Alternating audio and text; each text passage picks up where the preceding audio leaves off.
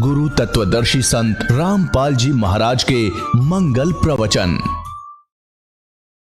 अब मेख मार दी उसकी, परमात्मा ने बढ़ाकर उसकी खत्म कर दिया कि नहीं मरेगा। और ये है समर्थ की शक्ति। लेकिन हम सत्संग के अभाव से फिर विचलित हो जाते हैं। उसने अपना फिर जीवन नाश कर लिया मूर्ख ने। वो फिर हमारे गांव में ब्याह गया था, 27 साल का हो रहा था, और हमने उसका खूब याद है ये बातें। तो पुण्यात्माओं, आपका सौभाग्य, आपने ये वचन भी सुनने को मिल रहे न। काल तो आपके कान के छींट भी ना लागने देश ज्ञान की। कोई कितना फंसा रखा है, कोई कितना उलझा रखा है, कोई वैष्णो देवी पर जहाँ बेचारे इतने पहाड़ों पर चढ़ जाते हैं, कोई सालासर जा रहा है, कोई बालाजी जा रहा है, कोई मंदिर मस्जिद गुरुद्वारों में ही अपना भक्ति का आधार बनाकर जा रहा है। ये सब काल के द्वारा भ्रमित कर दिए।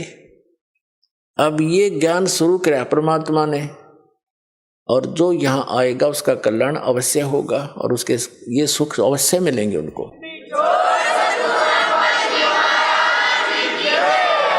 जैसे प्रसंग चल रहा था कि सबको मालूम है, ये तो सभी मानते हैं कि भाई बुरे का फल बुरा ही होता है, लेकिन डर निकल गया हमारा। डर कब निकलता? जब हमें ज्ञान नहीं रहता।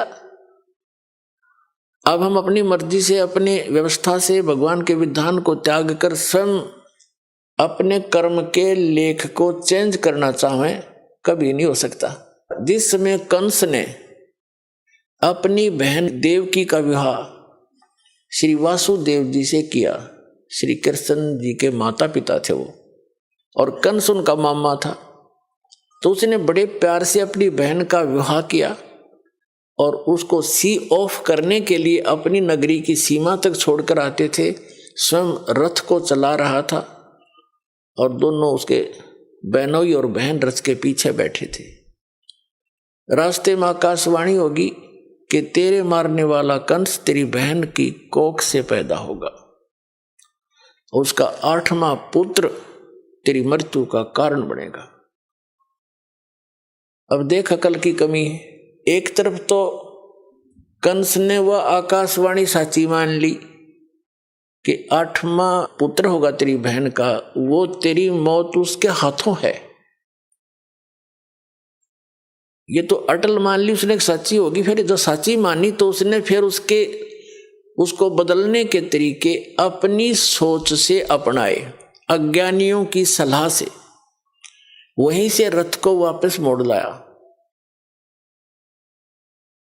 और उनको दोनों को मारने लगा। अब अपनी मौत तो इतनी प्यारी, और बहन और दामाद उस बनोई की मौत उसने कुछ भी ना समझी, अकल के हीन ने। तब उन दोनों ने प्रार्थना की कि भाई, उसकी बहन कहने लगी भाई मुझे मारे ना, क्यों बहन भाई का लगाव न्यारा ही होता है। भले ही वो इस बात को सोच रहा था, फिर भी बहन की इस पुकार को पर उसने जोर देना पड़ा। कुछ रजा मालिक की थी कि तू ऐसा कर, हमें मारा मत, हमने यहां नजरबंद कर ले दोनों को, जितनी भी संतान होगी हम तुझे दे देंगे, तो जो चाह वो कर लिए भाई। तो उसने सब सोच ली, ठीक है मेरी 7वीं संतान, 8वीं तक तो मार दूंगा, 8वीं के बाद होगा इनके भाग की। उसने यहां तक सोच ली, तो उनको रख लिया। चल, बहन को मारने का भी पाप बच गया। फिर लगा नवजात शिशुओं को मारने। दुष्ट ने 9 मार लिए, 8-7 मार लिए, और 8वें को मारने लगा। वो आकाश में उड़कर चली गई, जबकि लड़का कहा था वह लड़की थी। बुद्धि फिर भी ना काम करी। तो कहने का भाव यह है कि उसने अपने स्तर से अपनी किस्मत को चेंज करने के लिए, आयु बढ़ाने के लिए सारे यत्न कर लिए, और वो की वो हुई जो आकाशवाणी ने कहा था। तो क्या अकल थी उसमें? एक तरफ तो आकाशवाणी को फाइनल मान रहा है कि ऐसा होगा ही होगा, जब होगा तो ठीक है, हाथ खड़े कर देना। अगर मैं दुष्ट हूं, मुझे शायद मैंने भी कभी उस बच्चे को मारा होगा, आज अपना बदला ले लेगा, 8वीं संतान कौन सी आज हो जाएगी, तो इस करके जी लेना चाहिए था। और वो मर्या भी और पाप और इकट्ठे कर लिए। जब उसको ये पता चला ना कि आकाशवाणी फेर होगी, काल के तो ये काम है, पाप का घड़ा भरुआ है वो। जब श्री कृष्ण जी का जन्म हुआ जेल में, और उसे लेकर उसका पिता दूसरे स्थान पर अपने मित्र के यहाँ छोड़ आया, वहां से नवजात उत्पन्न लड़की को वापस लाकर वहां रख दिया। तब आकाशवाणी हुई कि तेरे मारने वाला पैदा हो चुका है, लेकिन जेल से बाहर। अब उसने सोचा भी आसपास के नगर के जितने भी उसके राज्य में नवजात शिशु थे, 1 दिन का, 2 दिन का, 10 दिन का, महीने के, 6 महीने के, साल के, 2 वर्ष के, 5 वर्ष तक के बालकों को सबको मरवा दिया दुष्ट ने, एक अपनी जान बचाने के लिए। ये है अकल के कमजोर, अकलहीन, ये है अकल लूने। पाप का घड़ा भर लिया और मर के मान्या, मृत्यु हुई जो की तो जो बोला गया था। तो जब तक हम इसका समाधान, जैसे कोई धनी बनने के लिए, जब तक इसका अपने किस्मत को बदलने का समाधान हम अपने तरीके से अपनाएंगे, वो हानि ही हानि होगी, लाभ नहीं हो सकता। और उसके चेंज करने की विधि बता रखी है कि मासा घटे न तिल बधाए, विध ना लिखे जो लेख, और साचा सतगुरु मेट के ऊपर मार दे मेघ। परम संत की शरण में, कबीर परमात्मा के बच्चे की शरण में आने के बाद फिर ये प्रारब्ध कर्म वो बदल सकता है, सारे इतिहास चेंज कर सकता है। वो समर्थ है। समर्थ किसे कहते हैं? फिर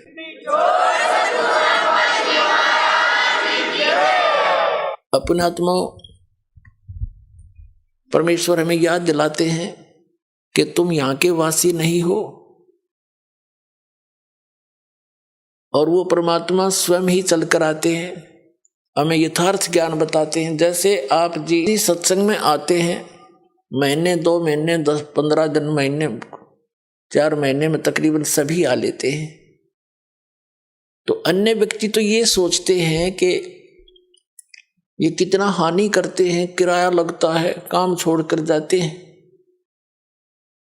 पुण्यात्माओं, आप जी को ये ज्ञान होना चाहिए कि आप जहां से चलते हो और यहां तक जो भी आपका किराया भी लगता है, वो भी परमात्मा के पुण्य में है, आपका धर्म में लग रहा है वो पैसा, वहां से लेकर यहां तक। और जो दान धर्म करते हैं, आपको वो तो डायरेक्ट दिखाई देता है कि मैंने दान डाला है, मेरा पुण्य हो गया, लेकिन वहां से यहां तक आने और जाने का जो आपका किराया है, वो भी आपके धर्म में लिखा जाता है। अब बगैर ज्ञान के हम ऐसे उलझे रहते हैं, अपने आप धनी बनने के लिए 100 तरीके अपनाते रहते हैं। परमात्मा कबीर जी कहते हैं, कल्पे कारण कौन है कर सेवा निकाम, मन इच्छा फल देऊंगा जो पड़े मेरे ते काम। कि मेरे सतर का, जो भगवान के सतर का तेरा कोई ऐसे कार्य आवेगा, कोई आपत्ति आवेगी, तो फिर कहता है तू चिंता ना करना, तेरा मन इच्छा फल दूंगा तुझे। यदि तू परंतु रहना पड़ेगा तूने मेरी मर्यादा में। भगत की कैसी मर्यादा है? भगत और जगत का आपस में मतभेद सदा से रहा है। इसका कारण क्या है? इसका कारण यह है कि भगत की परंपरा, मर्यादा जगत से भिन्न बन जाती है, और जिन परंपराओं को लेकर वो पहले समाज में चल रहा था, इतने वजन को उठाकर इस भक्ति मार्ग पर प्राणी चल नहीं सकता। जैसे कोई यात्री है, यात्रा कर रहा है, वो पहले ही सोच लेता है आवश्यक वस्तुएं ही लेकर साथ चलूं, अधिक गठड़ी उठाते सफर नहीं कर पाऊंगा, उसको अंडरस्टूड होता है, तो ज्यादा नहीं बांधता, एक थैला छोटा सा काख में टांगा, आवश्यक वस्तु डाली और सफर पर चल पड़ता है। जो भक्त बन गया वो परमात्मा के मिलने वाले मार्ग पर चल पड़ा, और जो भक्त नहीं बना वो वही बैठा अपने घर पे, वो उस वस्तु को प्राप्त नहीं कर सकता। तो उसकी मर्यादाएं कुछ अन्य हैं, उनसे हटकर हम अपने सीमित करके इस सफर पर चल सकते हैं। तो इसी प्रकार जगत और भगत की आपस में मतभेद बना रहता है कि ये तो ऐसे भी नहीं करते, ये त्योहार भी ना मनाते, ये तो दहेज भी ना देते, ये लेते भी कोनी है। तो इस तरह के हम नहीं कर सकते, क्योंकि हमें ज्ञान हो गया कि आज हम किसी से लेते हैं, कल देना पड़ेगा। तो क्यों सिर में दर्द कराया फिर देने के लिए? जैसे आज कोई रिश्वत ले रहा है किसी से, 5,000 10,000 20,000 ले ली, और वो उसने देनी पड़ेगी फिर उसको आगे चल के अगले जन्मों में। अब परमात्मा आदरणीय गरीबदास साहिब जी कहते हैं, तुमने उस दरगाह का मैल नहीं देखा और धर्मराज के तिल तिल का लेखा। बता, कहते तुम इसलिए गलती करते हो, तुमने वो स्थान ना देखा जहां पर फैसले होते हैं इस भगवान के सत्र के। तुमने उस दरगाह का वो मैल नहीं देखा, धर्मराज के तिल तिल का लेखा। ये बालकों का खेल है। एक तिल यानी एक जरा सी भी कोई आपकी वस्तु है, आपस में वो लेन देन किसी भी जन्म में हो, चाहे 1000 जन्म के बाद हो, आपकी वो पूरी करनी पड़ेगी। आज कोई रिश्वत ले रहा है, अगले जन्म में वो दामाद बनकर लेगा उसका और पैसा ले जाएगा, और फिर मृत्यु हो जाए मन माने, वो पैसा भी गया, लड़की दूसरी जगह ब्याहनी पड़ेगी। तो टूट गया कहर उसके ऊपर। हमारे सामने जितनी भी ये आपदाएं आती हैं, ये पिछले संस्कारों से हैं। इसको समझने के लिए एक उदाहरण है। हम इतने गिर चुके हैं, इतना सतर गिर गया हमारा, हमने सिर्फ ये संसारिक भौतिक सुख दिखाई देते हैं, नथिंग एल्स। और इनके पाने के लिए, यहाँ की सुख की फोकट महिमा बनाने के लिए हम कुछ भी आगा पीछा नहीं देखते। एक व्यक्ति का विवाह हुआ, एक पुत्र उत्पन्न हुआ, उसकी पत्नी की मृत्यु होगी, उसने दूसरी शादी की, 10-12 वर्ष के बाद दूसरा पुत्र हो गया, वो स्वयं भी मर गया, उसकी पत्नी भी मृत्यु को प्राप्त होगी। अब बड़े लड़के का विवाह हो चुका था, छोटा भी बालक था, 10-12 वर्ष का, 13 वर्ष का। तो क्या हुआ, वो छोटे वाला बीमार पड़ गया। बीमार हो गया तो उन्होंने कुछ थोड़ा बहुत ट्रीटमेंट करवाया, फिर किसी ने बताया कि इसको वहां ले जाओ, हफ्ता 10 दिन वहां रखना पड़ेगा, कितने पैसे लगेंगे, 500 रुपये का खर्चा होगा। उस समय 500 रुपये आज के 5 लाख से भी ज्यादा समझ लो। तो उन्होंने विचार किया कि 500 रुपये वहां लगा देंगे, और फिर इसने ये मृत्यु को तो निकट है, ये मर जा तो बढ़िया, सारी संपत्ति इसकी हमारे नाम आवेगी, काम आवेगी। यानी 10-15 एकड़ जमीन थी उसकी, उसके हिस्से की।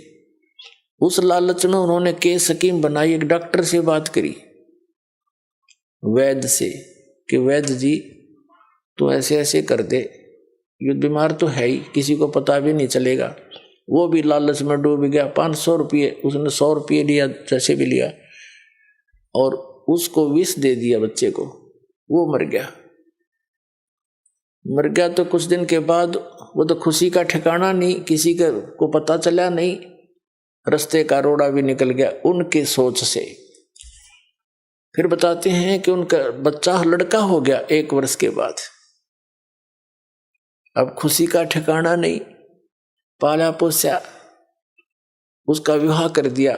16 जल्दी विवाह कर देते थे तो 12-13 वर्ष के का, 15-16 वर्ष का जब वो लड़का हो गया, बीमार हो गया, संतान कोई थी नहीं, इतना बीमार हो गया कि अपने पुत्र को उन्होंने जहां भी जिसने बताया, झाड़ फूक करने वाला या कोई वैद्य डॉक्टर, सब जगह ले गए, वो जमीन भी बेच दी, आधे से भी अधिक, और उसको कोई आराम होने का नाम नहीं। एक दिन वो उसका पिता बैठा, लड़का लेटा हुआ चारपाई पर, कति अस्थि पिंजर शेष था। तब उस लड़के ने कहा कि भाई साहब, अपने पिता की तरफ मुंह करके कहा, भाई साहब।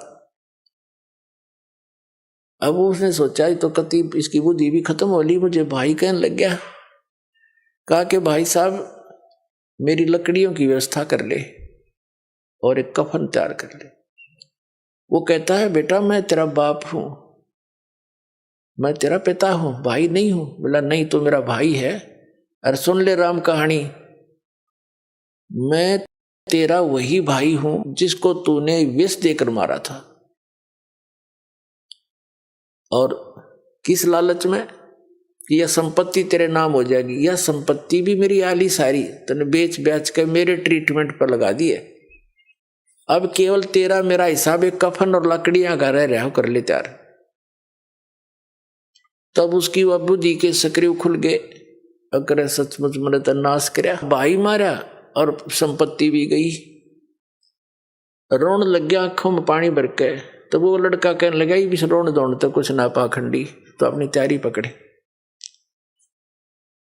अब उसने उस समय विवेक आया कि भाई ठीक है, जैसा इस नीच ने करया मेरे तो आगे आगी। इबोर तो संतान मेरा हो को नहीं, इकलौता पुत्र था तो मरेगा, मेरा तो वंश नष्ट हो गया। जिसा मुझे मैंने किया ठीक मिला मुझे तो।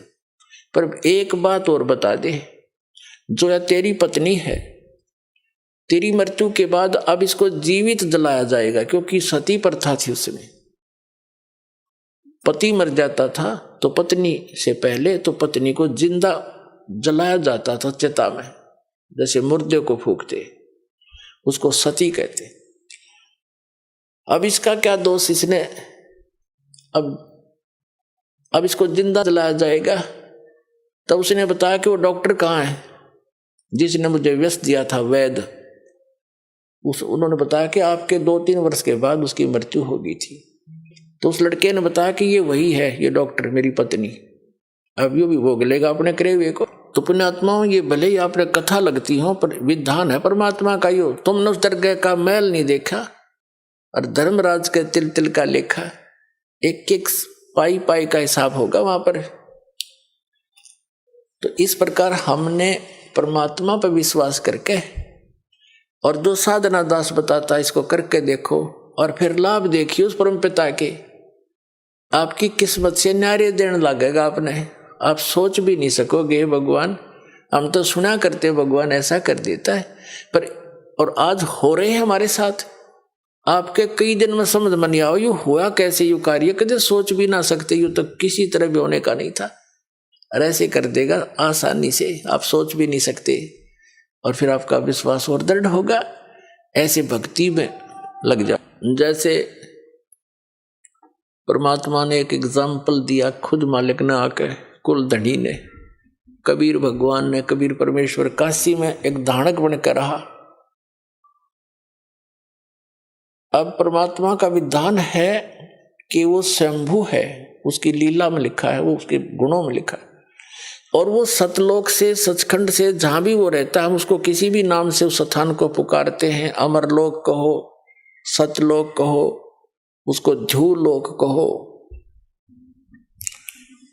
तो वहां से रहता है वो परमात्मा। नर आकार है, राजा के समान वहां बैठा है, सिर पे मुकुट है, सिर पे छत्र है, सफेद वस्त्र है, सफेद कलर है, सफेद ही उसका प्रकाश निकल रहा है उनके शरीर से। करोड़ सूर्य मिला दे, करोड़ चंद्रमा, एक रोमकूप की इतनी शोभा है। और वहां सफेद पृथ्वी है, वो सफेद, जैसे यहाँ की पृथ्वी का कितना बालू रेत जैसा रंग है, लाल लाल गेरुआ सा, कहीं पर काली मिट्टी है, तो वहां का सभी मिट्टी बहुत चमकीली है, सफेद है, उपजाऊ गणी है। उस सतलोक ऐसा स्थान है, एक पृथ्वी है। और ये नकली जितने भी सतलोक के गुणगांव हैं, सचखंड बतावे हैं, ये राधा स्वामी पंथ, जय गुरुदेव पंथ, बिहानी जनोद वाला पंथ, ठाकुर वाला पंथ, किसी ने देख ले, कबीर पंथियों को देख लो, इस दास के अतिरिक्त कोरी उआ बाई बकरे, और जय गुरुदेव पंथ, और ये सच्चा सौदा सरसा वालों का, और जगमाल वाली वाला पंथ, ये सभी वहां कहते हैं, वहां तो प्रकाश ही प्रकाश है, चेतन प्रकाश है। और मुक्त जीव वहां जाकर उसमें मिल जाती, लीन हो जाती है, बस जाकर बूंद समुद्र में। एक आधा चतुर कबीर पंथी कहता है आत्मा तो डॉट रूप में रहती, बिंदु बिंदु। खाक देखा उन्होंने परमात्मा को, मूर्ख बना रखा। तो ये सभी अभी तक भ्रमित थे, इनका अनुभव निल था, इनका भक्ति विधि सही नहीं थी, इनका ज्ञान भी गलत था, इनके मंत्र भी गलत थे। 5 नाम काल के जाप करें, बात करें सतलोक जान की, टिकट कटा रहे लोकल बस की, और बात कर अमेरिका जाने की या अमेरिका से भारत आने की। तो ये कैसे बन सकती ये बातें? तो ये इनके नाम में गलत है वहां जाने वाले, तो कैसे पार होंगे? ये अंडरस्टूड है, क्योंकि हम इतने विश्वासी हैं कि जो गुरु बता रहे हैं फाइनल है बस, और सोचना ही नहीं। ना सोचो, वो शिवदयाल भूत बन गया, बुक्की में बोला अपनी शिष्या में, सारे तुम बोलोगे, और समझदार है उन्हें सोचना पड़ेगा और कल्याण कराना चाहिए। दास की प्रार्थना है, पाछे बनी सो बनी पीछे, अब शेष तो बच जाओ। कितने दिन से शोर मचा रहा हूं, जेल में मैं चला गया तुम्हारे लिए, या सच्ची कहने के चक्कर में, और कहूंगा आखिरी सांस तक, चाहे शरीर रहो या ना रहो, कोई बात है या के बिरान माटी और मुझसे नहीं देखी जाती, क्योंकि दास को वो ज्ञान भगवान ने दे दिया, मुझे कोई दूसरा नजर नहीं आता। पूरी पृथ्वी अपनी सी दिखे है, सब अपने बहन भाई दिखे, क्योंकि हम सतलोक से आए हुए। यहाँ काल ने हमें मूर्ख बनाकर आपस में लड़ा बिड़ा रखा है, हमारे साथ आपस में ये मनमुटाव रखता है। घर घर में कड़ा करवा रखी इसने, सास बहू की बनती ना, नंद बहू का लट्ठम लट्ठा, बाप बेटे का झगड़ा, पड़ोसी गेल झगड़ा, छोटे से बंटवारे पर, किसी किसी काम पर सारा दिन टेंशन ग्रत रखना, इनको दुखी सताना, दुखी करना उस काल का कर्तव्य है, उसका परम धर्म बन गया है कि ये भगवान के बच्चे हैं, इतना सताए दूं और वो भी दुख पाता रहेगा हमें दुखी देखकर। लेकिन परमात्मा के सामने विकल्प यही है कि वो अपना ज्ञान देकर, अपने में आपकी आस्था दृढ़ कर कर सच्ची भक्ति करा के ही आपको यहां से ले जा सकता है। और ये ज्ञान ये तभी संभव है जब आप स्वयं शिक्षित होगे। तो अब शिक्षित करना पड़े आपको परमात्मा ने, और शिक्षित करके अब जितने भी संत थे, पंथ थे, धर्म मजहब थे, उनके सदग्रंथ भी विद्यमान हमारे पास, और उनका अनुभव वर्तमान के जितने भी कलियुगी संत महंत हैं, आचार्य शंकराचार्य हैं, किसी भी धर्म पंथ के, वो क्या हमें बता रहे हैं ये आपको मालूम है। और सदग्रंथ दास दिखा रहा है कि ये बताते निराकार भगवान को, किसी से बात कर लो, चाहे हिंदू है, चाहे मुसलमान, सिख या ईसाई है, कहते परमात्मा तो निरंकार है, वो तो निराकार है, वो तो प्रकाश ही प्रकाश है। ऐसी सुनी सुनाई दंत कथा से पवित्र बाइबल आपको दिखा दिया दास ने, उसमें लिखा है परमात्मा ने मनुष्यों को अपने जैसा बनाया, नर और नारी करके उनकी सृष्टि की। तो भगवान निराकार, पूछ कर देखो किसी भी ईसाई धर्म के पवित्र आत्मा से कि परमात्मा कैसा है, वो कहेगा गॉड इज फॉर्मलेस, परमात्मा निराकार है। तो क्या खाक पड़ा उन्होंने पवित्र बाइबल को? फिर बाइबल को वो फाइनल मानते हैं। तो बाइबल में तो साकार लिखा परमात्मा, मनुष्य दृश्य है। ऐसे ही वेदों के पढ़ने वाले भगवान को निराकार बताते हैं, और वेदों में स्पष्ट लिखा है कि परमात्मा मनुष्य दृश्य है, राजा की तरह बैठा है, वहां से गति करके आता, भक्तों से मिलता है, उपदेश देता है, और कवि की तरह प्रक्रिया करता है, कवियों की तरह जगह जगह जाकर लोकोक्तियों के माध्यम से, दोहों के माध्यम से, शब्दावली के माध्यम से, शब्दों के माध्यम से अपना ज्ञान प्रचार करता, उपदेश देता है। और कुरान शरीफ में लिखा है कि पवित्र बाइबल ने जो समर्थन किया है कि परमात्मा ने 6 दिन में सृष्टि रची, 7वें दिन तख्त पर जा बैठा, और उसमें लिखा है कि उस परमात्मा ने मनुष्यों को अपने जैसा बनाया। वही ज्यों का त्यों 40% विवरण पवित्र बाइबल वाला पवित्र कुरान शरीफ के अंदर विद्यमान है। सूरत फुरकानी 25 में आयत नंबर 52 से 59 तक स्पष्ट किया हुआ है कि वो कबीर नाम का परमात्मा है। और कुरान शरीफ के ज्ञान देने वाला अल्लाह कहता है अपने पैगंबर हजरत मोहम्मद को कि आप इन काफिरों की बातों में मत आना, वो कबीर सुप्रीम पावर है, वो कबीर अल्लाह है, वो सर्वशक्तिमान है, सब कुछ कर सकता है, और इस वही है जिसने सबकी रचना करी, वो अपने बंधों के गुनाहों से खूब परिचित है।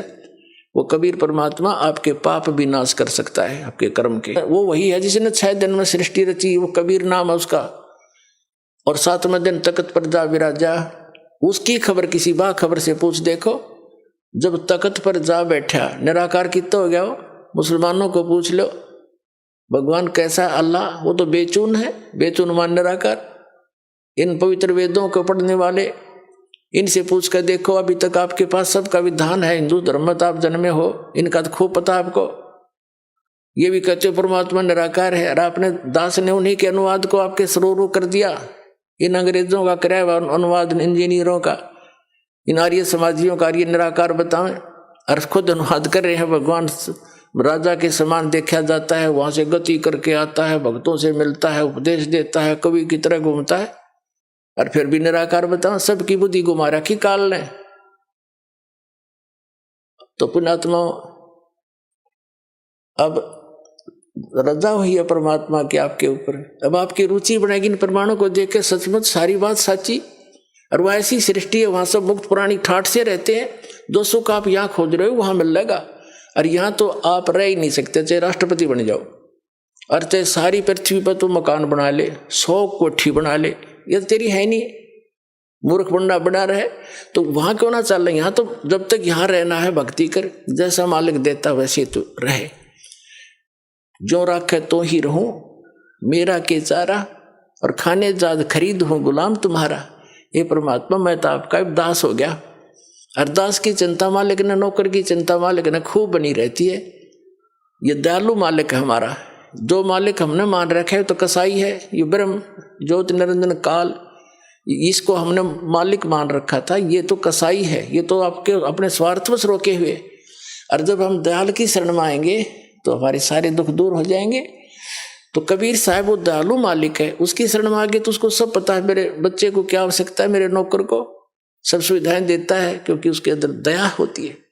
तो हम उसकी शरण में जब आ गए तो हमारी सब समस्याओं का उसको खूब ज्ञान है। हम जो मांगेंगे और आवश्यक होगा वो दाता अवश्य देगा आपको। और हम मांगेंगे बकवाद, क्योंकि भक्ति के मार्ग में चल रहा व्यक्ति को एक पत्थर ठा के सिर पर फिर धरन लगे, उनके कहेंगे मूर्ख। समझदार तो ये कहेंगे क्यों सिर मारे, पत्थर में चल आगे न चलेंगे। तो कहने का भाव ये है कि जो आप अनावश्यक वस्तु मांगोगे, जो आपके ऊपर पत्थर के रूप में होगा और भक्ति में बाधा करेगा इस सफर में, तो दाता वो दे को ना तापते, क्योंकि आपको आवश्यकता नहीं है उसकी, और हम उसकी आवश्यकता मान रहे क्योंकि हम बालक है। तो इस प्रकार पहले दास चाहता है, बुद्धिमान समाज है, बहुत सावधानी से सोचना पड़ेगा आपने। जो किस लिए हम माया इकट्ठी करते हैं, कोठी और कार बनाने के लिए, और बेटा और बेटी के ब्याह में बकवाद करने के लिए, व्यर्थ का खर्चा करने के लिए, और ये वे मतलब के त्योहार चोर बनाकर बम पटाखे बजाकर फंड करने के लिए। तो ये भक्ता के काम नहीं है। ना जाने काल की कर डारे, किस विध ढल जा पासावे, और जिनाते सरते मौत खुड़क दी उनानु केड़ा हसावे। हमने नोट ऐसे डर के रहना पड़ेगा या ना जाने के बिजली गिर जा। जैसे विवाह करते हैं बच्चों का, उसमें 6 महीने पहले तो चिंता वाले घर वालों ने, बेटी बहनी हो, और लड़के वाले की कभी बराबर खर्च वाले हैं, तो सारा पंगा पा रहे हर तरह का। तो उसके लिए फिर कितना डीजे लाएंगे, हाँ, फिर बड़ी बड़ी बारात, और ये सारा काम बिगाड़ा नहीं फिल्मों ने। फिल्मों में देखा आपने, कोई सिंपल वे तो ब्याह होता, बकवाद करें सारी, बड़े बड़े राजे महाराजा की तरह आगे पाछे बैंड बाजते चलो और तुरु तुरु तुरु करते चले हैं, लंबे चौड़े लैंप ला के फंड कर रहे। ये ब्याह करो बकवाद, तुम जुलूस तो पहले काट दे बालका का। तो हमने इस विवाह को बहुत सिंपल वैसे करना है, कोई विशेष व्यवस्था नहीं करनी। वैसे तो बुद्धिमान व्यक्ति कोशिश तो अभी कर रहे हैं कि भाई हम तो चुन्नी पे ले आए लड़की को, चुन्नी पे लावे, पर ठीक है, वो भी तो ब्याह है, वो कौन सा ब्याह को नहीं हुआ। और ये 36 बकवाद करके गाना और बजाना, घुटी लानी, फंड करना, डीजे नाचना, ये बकवाद तो नहीं करने। ना दहेज देना, हम दहेज देकर अपनी बेटी को कितने दिन सुखी कर सकते हैं, कुछ सोच कर देखो। कर सकते हो सुखी? बेमतलब का वो बकवाद और भागी निकम्मा बालक है, फिर नो लालच करें जहाँ उसने सतावा लड़की न कोर लिया, वो पीवा घुट्टी रो करते लाओ, बेचारी रो पीट के घर वाले दें, चल बस जाएगा बेटी का। बेटी का बसेगा भगवान ते, और उससे हमने दूर कर रखी। तो वो तो फिर कर्म में बसेंगे जिसे उसके हैं। हम सबसे पहले वो धन देंगे अपनी बेटी को जो कभी खर्च नहीं होगा और हर समय उसका साथ रहेगा, सारी आपदाओं को टालेगा और 2 रोटी समय पर देगा। ऐसे हम अपने बेटे को इस मार्ग पर लगाएंगे। वो अपने पर निर्भर होगा, भगवान पर विश्वासी होगा और ज्ञान होगा कि आज मैं दहेज लूंगा, कल इसका गधा बन कर दूंगा, क्या फायदा लेने का। तुमने उस दरगाह का मैल नहीं देखा और धर्मराज के तिल तिल का लेखा। जब हम जब इस ज्ञान से परिचित हो जाएंगे तभी तो हम वहां सतलोक जा सकेंगे, तब से हमारी इच्छा हटेगी यहाँ से। अब जैसे आपको बार बार हम बताते हैं, जैसे श्री मद् भगवत गीता अध्याय नंबर 7 के और श्लोक नंबर 4 में कहा है कि अर्जुन उस ज्ञान को तू तत्वदर्शी संतों के पास जाकर समझ, उनको दंडवत प्रणाम करने से, कपट छोड़कर नम्रतापूर्वक प्रश्न करने से वो तत्वदर्शी संत तुझे उस तत्व ज्ञान का उपदेश करेंगे।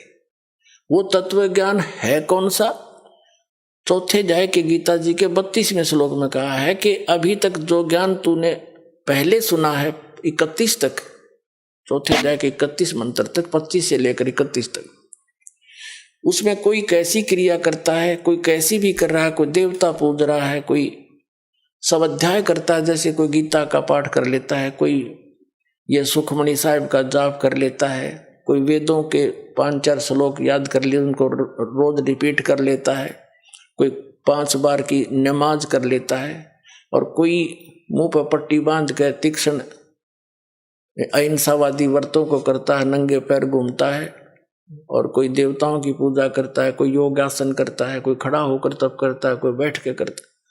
ये सभी अपनी अपनी साधनाओं को मोक्षदायक मानते हैं, जानते हैं, ये सोच रहे हैं हम जो कर रहे हैं सही है। लेकिन चौथे अध्याय के 32वें श्लोक में कहा है कि इस प्रकार की यज्ञों का, धार्मिक अनुष्ठानों की साधना का ज्ञान ब्रह्मण मुखे यानी सच्चिदानंद घन ब्रह्म की वाणी में जो परमात्मा सतलोक से चलकर आता है, स्वयं ही उपदेश देता है, वो यथार्थ ज्ञान है, वो तत्व ज्ञान है। उसके अंदर विस्तार से कही गई है। यहाँ अनुवाद का गीता अनुवादकर्ताओं ने गलत कर रखा अनुवाद। ब्रह्मणे का अर्थ इन्होंने वेद कर दिया। ब्रह्मणे मुखे है, उसमें मूल पाठ में एक शब्द है ब्रह्मणे मुखे, उसका अर्थ कर दिया इन्होंने वेद की वाणी में। पता वेद वाला ज्ञान तो बोल ले रहा था भगवान, यो गीता ज्ञान दाता श्री कृष्ण में प्रवेश करके, वो तो अब इसी ब्रह्मणे का अर्थ 17वें अध्याय के 23वें श्लोक में गीता जी में किया है। ब्रह्मणे माने सच्चिदानंद घन ब्रह्म, यानी वो परम अक्षर ब्रह्म। 8वें अध्याय के फिर आगे बताएंगे, वो अन्य परमात्मा है, वो समर्थ परमात्मा है, वो ब्रह्मणे मुखे, यानी यहाँ ब्रह्मणे का अर्थ समझो सच्चिदानंद घन ब्रह्म की वाणी में। मुख माने अपने मुख कमल से उच्चारित वाणी में जो ज्ञान है, उसमें ये धार्मिक अनुष्ठानों का की जानकारी विस्तार के साथ कही गई, वो तत्व ज्ञान है। चौथे अध्याय के 32वें श्लोक का ये निष्कर्ष है कि इस वास्तविक धार्मिक अनुष्ठानों की, यज्ञों की वास्तविक जानकारी सच्चिदानंद घन ब्रह्म ने अपने मुख कमल से बोला है उस वाणी में, यानी कबीर वाणी में विस्तार के साथ कहे गए हैं। और उनको कर्म जान, यानी वो काम करते करते कर्म योगी होकर के उनको पूरा किया जाता है, और उसको जानने के बाद तो सभी कर्मों से मुक्त हो जाएगा, सभी पापों से। और वो ज्ञान, वो तत्व ज्ञान है। चौथे अध्याय के 34वें श्लोक में कहा कि उस तत्व ज्ञान को तू तत्वदर्शी संतों के पास जाकर समझ। इससे सिद्ध है कि गीता ज्ञान दाता भी उस ज्ञान से अपरिचित है, नहीं तो लिख देता एक अध्याय और बना देता, ये हो गए तत्व ज्ञान। तो वो तत्वदर्शी संत कौन है? ये दास साध वर्तमान में, ये सत्कर मान लियो, थारे दच्चा चाहे ना दच।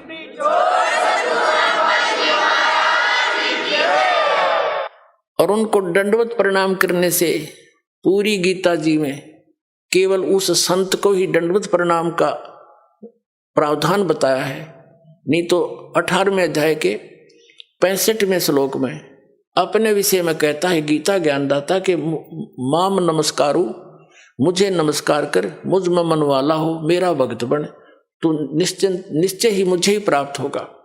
अपने विषय में भी नमस्कार तक का प्रावधान बताया इसने। और उस तत्वदर्शी संत को कहा कि उसको दंडवत प्रणाम करने से, कपट छोड़कर सरलता पूर्वक, नम्रता पूर्वक, निष्कपट भाव से प्रसन्न करने से वह तत्वदर्शी संत तुझे उस तत्व ज्ञान का उपदेश करेंगे। अब फिर क्या बताता, 7वें अध्याय के 29वें श्लोक में कहता है कि अर्जुन, जो मेरे आश्रित होकर, यानी मेरे इस ज्ञान को आश्रय बनाकर तत्वदर्शी संतों की खोज कर लेते हैं, तो उनको वो केवल जरा और मरण से छूटने का ही प्रयत्न करते हैं। जरा मीन वृद्धावस्था, जरा मीन वृद्धावस्था और मरण मीन मृत्यु, डेथ। कहते वो केवल इस जरा बुढ़ापे के कहते और मृत्यु के दुख से बचने के लिए ही प्रयत्न करते हैं, क्योंकि वो तत्ब्रह्म विदु कृष्णम कर्म चाखिलम, तत्ब्रह्म विदु और कृष्णम अध्यात्म च अखिलम कर्म, वो सभी कर्मों से और संपूर्ण अध्यात्म मार्ग से और तत्ब्रह्म से वो पूर्ण रूप से परिचित होते हैं। और वही केवल जरा और मरण से छूटने का प्रयत्न करते हैं। इसका सीधा सा अर्थ है कि जो साधक संसार की अन्य किसी वस्तु की इच्छा मन में नहीं लेकर के केवल अपने कल्याणार्थ यानी जरा और मरण से छूटने का जो प्रयत्न कर रहे हैं, तत्ब्रह्म विदु उस परमात्मा को जानते हैं, जान चुके हैं तत्ब्रह्म को, और सारे अध्यात्म से परिचित हैं, ज्ञान से और सब कर्मों से वो परिचित हैं। इसलिए वो विष फांकते नहीं, उनको जहर दिखाई देता है, किसी से रिश्वत लेना, ये करना, वो करना। जैसे किर का जहर का रंग होरी हो, कहो कौन तिस खावे राम रंग होरी हो। अगर तो होरी माने खुशी, जैसे होली बनाते हैं अपने हिंदू धर्म में, तो होली का मतलब बड़ी खुशी के साथ नाचते हैं, गाते हैं। कहते हैं यह है नकली होली, असल खुशी तो उनको होगी जो परम पिता परमात्मा कबीर जी की शरण में आकर विधिवत भक्ति करेंगे, सारे सुख रहेंगे, कदे आनी ना हो। कहते समर्थ का शरणाग हो रंग होरी हो, कदे न हो ए काज राम रंग होरी हो। अब क्या बताते हैं कि जैसे किर का जहर का रंग होरी हो, कहो कौन तिस खावे राम रंग होरी हो। जिसने परमात्मा की शरण में रहना है और राम रंग की होली खेलनी है, यानी सदा सुखी रहना है यहाँ भी और सतलोक जाकर, तो वो जैसे किर का जहर का कहीं पर विष का कण गिरा हो छोटा सा भी, और आपको पता है कि विष है, उस अधिक तो दूर की बात है, विष को खाना उस कण को भी नहीं खाएगा, उठाएगा वहां से और ऐसी जगह पृथ्वी में दबा कर आएगा किसी के ओर का हाथ ना लग जा, और हाथ धोएगा मिट्टी से, कदे इसका अंश मेरा ना छू जा किता है।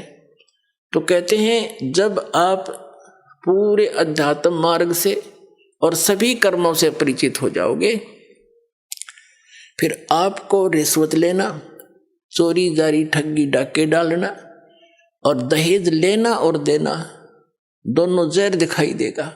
फिर कहते हैं जैसे किर का जहर का, अभी आपको उदाहरण दिया, उसने कैसा जुल्म किया, अपना भाई मार दिया, किस लालच में, अगर यह सारी जमीन मेरा रह जाएगी, वह जमीन रही नहीं, संतान कुल नाश हो गया और पाप धरे रह गए न्यो के न्यो। तो ये सच कर मान लिए, कोई वैसे सिंपल एग्जाम्पल मात्र नहीं है, ये गॉड गिवन ज्ञान है, उसके कबीर परमात्मा का बताया हुआ, आंखों देखा उन महापुरुषों का बताया।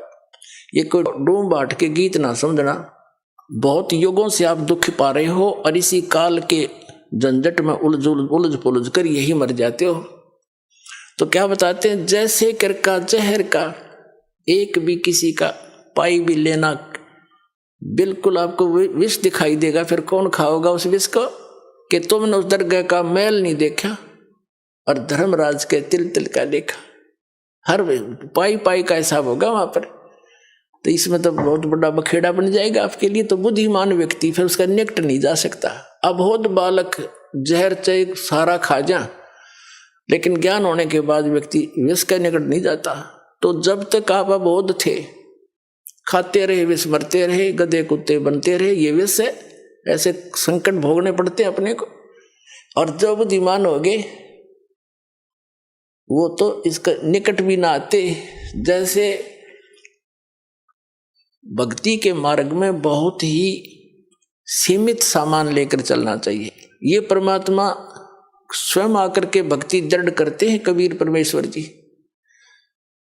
एक समय ये कहीं प्रकट हो गए थे, वहां रह रहे थे एक संत रूप में। उनके शिष्य हुए एक रंका, एक बंका, एक उनकी लड़की थी, उसका नाम था वंका। और उसी समय उन्हीं के पैरल हुए श्री नामदेव जी, जो छिपा जाति में उनका जन्म था, बड़े महापुरुष हुए। तो पुण्यात्माओं, जैसे हम अन्य संतों के चमत्कार देखकर, उनसे हुई कुछ आध्यात्मिक लीलाओं को देखकर हम उनको परम संत मानकर वहीं तक सीमित हो गए, फिर उनकी समाधि पूजन लग गए यादगारों को। अब वो संत बचपन से ऐसे लीला होती थी उनसे, और उनके इतिहास में लिखा कि छोटे ही बचपन में से ही उनके ऐसे ऐसे भगवान की तरफ से बहुत से उनके बेनिफिट मिले। तो वो पिछले जन्म के पुण्यकर्मी प्राणी थे, पार हुए नहीं, वो फिर दोबारा आगे जन्म लेकर। तो उनकी बचपन से ही वो भक्ति की जो चमत्कार थी, वो चिंगारियां फट रही थी।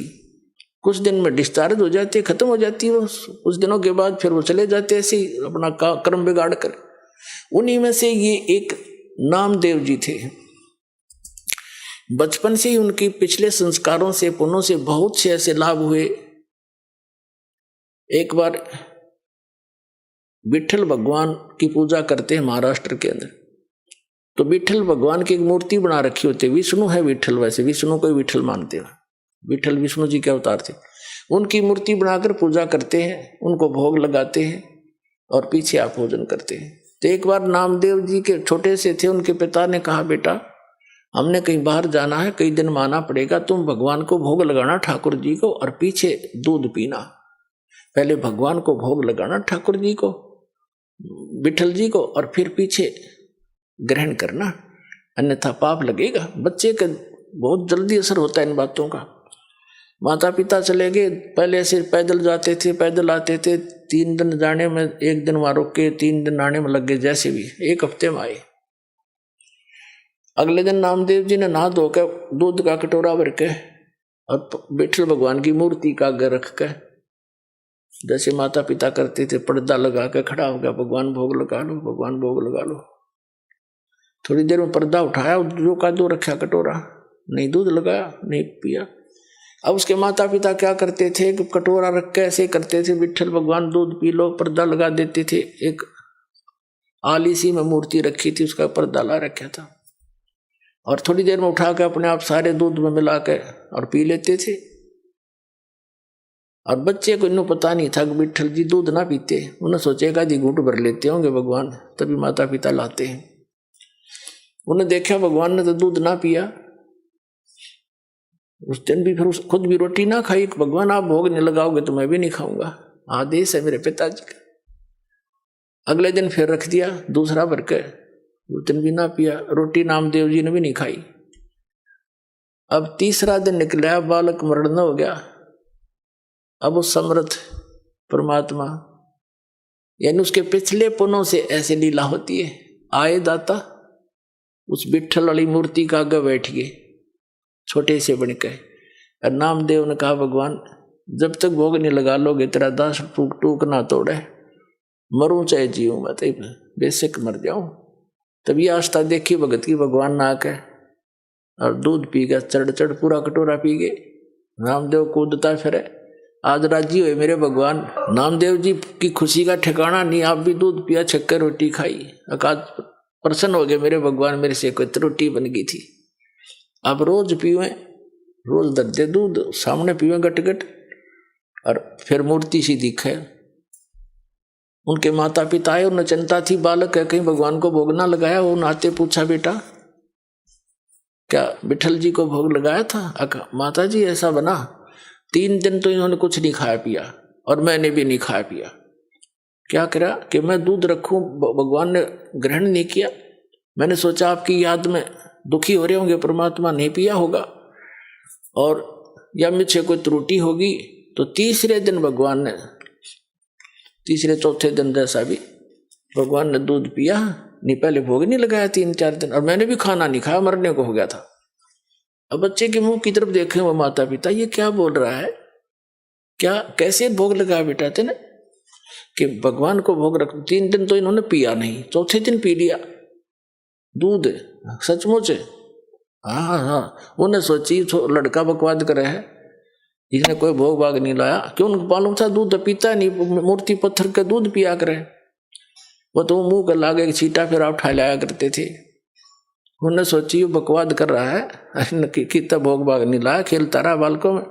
ने बोला साची बता, न तने गढ़ेंगे हम, झूठ बोला तू तो भोग नहीं लगा। भगवान पत्थर थोड़ा, मूर्ति थोड़ा दूध पीती है।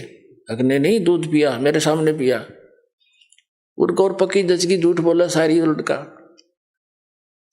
ने बोले भाई तू झूठा गणा हो गया नामदेव, और हम तेरे से बात नहीं करते, तेने तो भोग लगा नहीं हमारे भगवान को। वो कहने लगे हमारे सामने लगा के दिखा कैसे दूध पिया। उन्हें प्रतिदिन जैसा करता था, पूरे रूटीन से धोया, कटोरा दूध का भरा और रख दिया। हे भगवान, मेरे माता पिता के विश्वास नहीं रह जाता, भोग लगाओ। उसी समय मूर्ति से हाथ से निकले नू कचिया कचिया, और पकड़ कर उनके सामने, माता पिता के सामने गट गट दूध पी गया।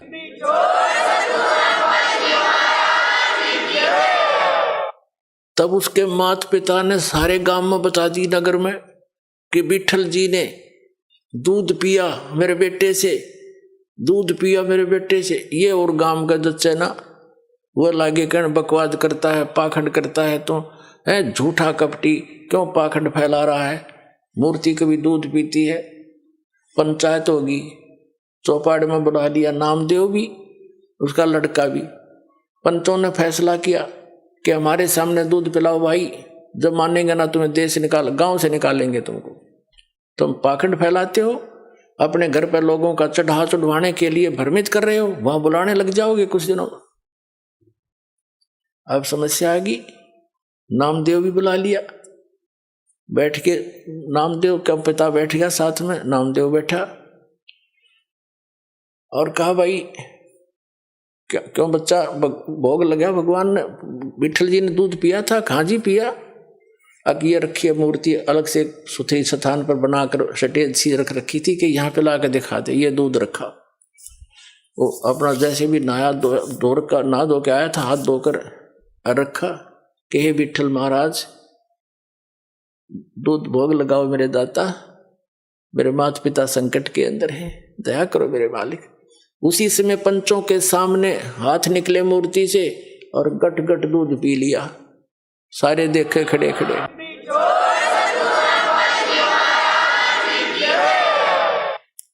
अब इस चमत्कार को देखकर नामदेव जी की इतनी महिमा होगी, आसपास के क्षेत्र में पूज्य होगी।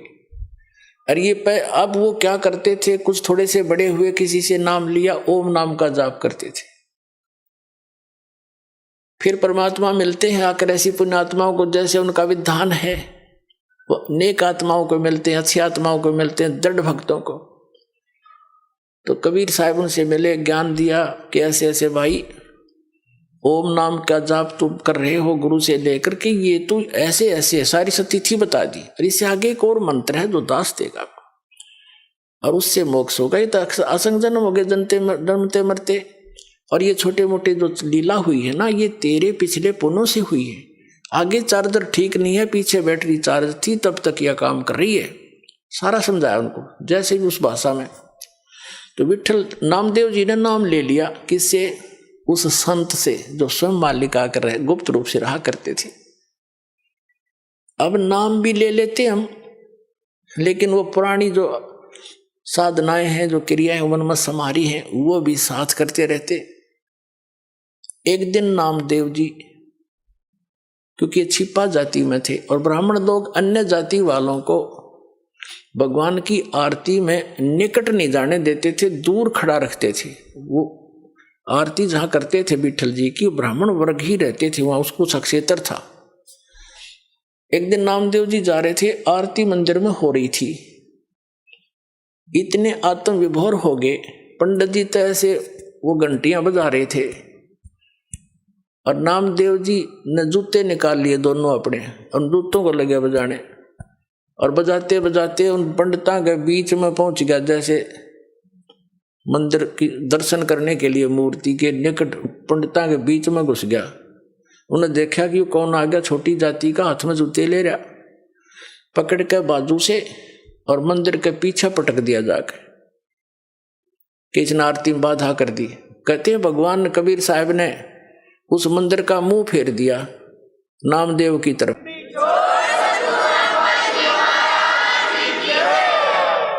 और पंडित जी पीछे घंटी पीटे खड़े खड़े पछला काने। तो नामदेव जी उठकर आगे, अगले दिन वो उनसे मिला, अपने गुरु बहनों से, भाई से, रंका बंका और वंका। तो घर पे पहुंचा, वहां आते जाते रहते थे। घर पे गया तो अकेली लड़की थी वंका, माता पिता कहीं बाहर गए हुए थे। वो लड़की कुछ पट्टी तैयार करे थी, जैसे किसी के चोट लाग जाए उसके जैसा भी देसी इलाज, कोई कूट छेद के जड़ी बूटी। नामदेव जी ने पूछा, बहन किसको क्या हो गया, आप क्या बना रही हो? अपने आत्मा भगत जो होते हैं वो भगत वाली भाषा बोला करते हैं। और लड़की बोली, भाई नामदेव तू चल रहा है बनमुखी, अपने हिसाब से चलता है भाई, तू आगा पीछा नहीं देखता, तेने क्या जरूरत थी वहां मंदिर उन पंडितों के बीच में जाकर खसण की है? गुरु जी की बेइज्जती कराना चाहता था तू। जब तेरी बेइज्जती देखीगी नहीं गुरु जी पे, और गुरुदेव ने जो तेरा मंदिर घुमाया है ना, उसके कारण गुरुदेव का चोट लग गया हाथ के, और उसके लिए पट्टी तैयार करो। नामदेव कुछ सोच ले भाई, ना दुखी कराया करे। नामदेव ने सोचा गुरु जी दिखे भी कोई ना वहां पर, और मंदिर घूम गया, उसने वहम हो गया था कि मेरी भक्ति ने कर दिया यू काम। उसकी फड़क निकालनी थी, वो भ्रम निवारण करना था दाता ने। अब उसने सोचा बहन सचमुच एक और मैं बालक हूँ, मूर्ख हूँ, पट्टी ले जा रही हूँ, चाल मेरे साथ। वो दोनों गए, गुरुजी का चोट लाग रही हथेलियां पे, और लड़की ने मैलम लाकर पट्टी बांधी, चरणा में पड़ गया, रोन लग गया। ने बोला भगवान मेरे से गलती होगी, माफ करते हो, आगे से ऐसी गलती नहीं करूंगा। बोला कहा बेटा, जब मैंने मार्ग बता रखा, वो मंदिर में टिंडे लेने गया था तू, जो भक्ति मैंने बता रखी, इस विधि से तेरा कल्याण होगा, वहां किस लिए गया था? तुम मानते हो नहीं, मनमुखी चलते हो, इसलिए मार खाते हो। तो उसके बाद उसकी वह दृढ़ता बढ़ गई सचमुच। लेकिन वो तो मालिक थे, वो जैसे आजकल परंपरा चल गई है कि गुरु ही भगवान होता है, गुरु भगवान नहीं होता। वो तो भगवान ना आए थे सीधे गुरु बन के, और अपनी भक्ति की सतिथि बना के रखनी थी। काल नो सोचा है नकली संत नकली पंथ बना के, नकली नाम जाप करा के इनकी भगवान से आस्था हटा दूं। जो साधना ये करेंगे उससे लाभ तो होना नहीं, आपत्ति नो की नो पड़ेंगी आके, तो कुछ दिन में भक्ति छोड़ देंगे। और परमात्मा सोच क्रियाएं करता है, आप भी आते हैं, कोई एक आधा संत भी भेज देते हैं, तो अधिकतर स्वयं ही आए हैं मालिक ने, और स्वयं ही वो काम करा जो भगवान किया करते हैं। तो वो तो भगवान और गुरु वो तो वन ऑल इन वन थे, वो तो सब कुछ थे दाता। लेकिन अन्य जो गुरु है वो गुरु है, और भगवान अन्य है। गुरु परमात्मा का पुजारी होता है, और उससे मिलाने वाला मीडिया होता है। गुरु भगवान नहीं होता, भगवान तो भगवान ही होता है। लेकिन उस परमात्मा को पाने के लिए एक विधि बताई है परमात्मा ने, कि अपने गुरु को आप एज ए गॉड ट्रीट करना, उससे भगवान की तरह व्यवहार करना, ताकि जब तुम यहां से जाओगे इसी रूप में आगे भगवान परीक्षार्थ बैठेगा। और यहां जैसा व्यवहार आप कर रहे हो, जैसे विचार अपने गुरुजी के प्रति रखते हो, वो वहां भी होंगे। तो वहां जैसी आपकी व्यवहार विचार त्रुटि युक्त होंगे, तो वहां से आपको रिजेक्ट कर दिया जाएगा, फिर वापस गिर जाओगे। तो इसलिए परमात्मा कहते हैं, गुरु मानुष कर जानते ते नरकइये अंध, महादुखी संसार में आज्ञा काल के फंद।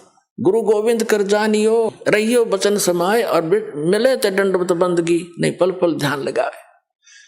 अब कहने का भाव क्या है कि जैसे ये दास है, और इस दास के स्थान पर भगवान आ सकते थे, वो आ जाएं, और आप उनको खोज रहे हो, भगवान अब यहां आ जाए। वो भगवान आपका कैसा व्यवहार होगा, जैसा इस दास के प्रति आपका है। अब उस परमात्मा के प्रति जो आपका भाव बनेगा, और वो भाव इस दास के प्रति नहीं है, तो वहां भी नहीं बनेगा आपका फिर उसके प्रति।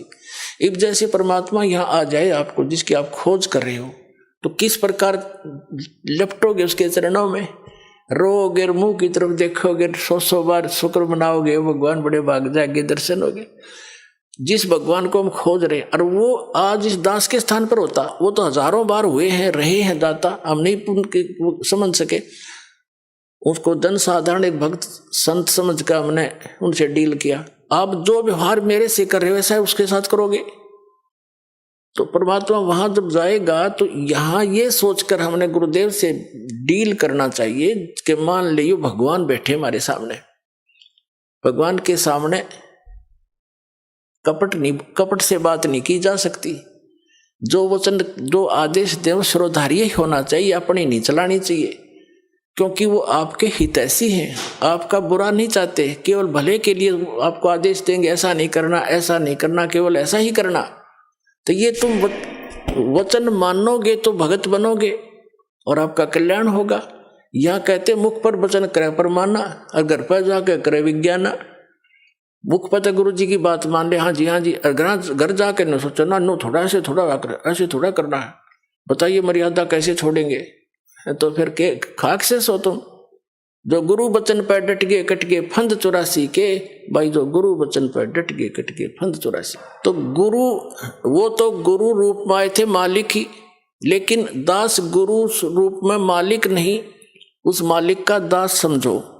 लेकिन गुरु को भगवान के तुल्य मानने से आपकी समस्या हल होगी, नहीं तो होए को नहीं। जैसे एक मैथमेटिक्स का, एक गणित का प्रश्न होता है ऋण का, उसमें मूलधन ज्ञात करना होता है, तो मूलधन तो होता करोड़ों रुपए में, अरबों में। उस अरबों करोड़ों वाले मूलधन को प्राप्त करने के लिए मानना पड़ता है, मान लीजिए मूलधन 100 रुपये। वो मूलधन 100 रुपये होता नहीं, लेकिन उसको मूलधन मानने बिना वो करोड़ों अरबों वाला मूलधन आपको मिल नहीं सकता। तो जो परमात्मा है वो तो परमात्मा है, वो तो समर्थ है, लेकिन उस समर्थ को पाने के लिए इस दास को आपने मानना पड़ेगा मूलधन, यानी गुरु मान ले भगवान।